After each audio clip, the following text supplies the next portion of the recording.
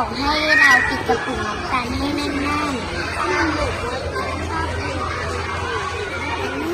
อยากรู้เราก็ต้องไปพิสูจน์สิตอนของเราคือ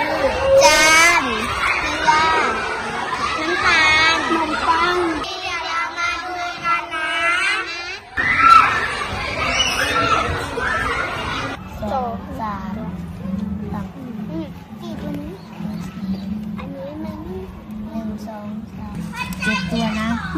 2 3 4 5เราเจอมดที่มากินน้ำตาลเยอะที่สุดและถัดมาถนนตาลมีมดที่กิน2 ตัวแล้วน้อยที่สุดเกลือมี1 ตัว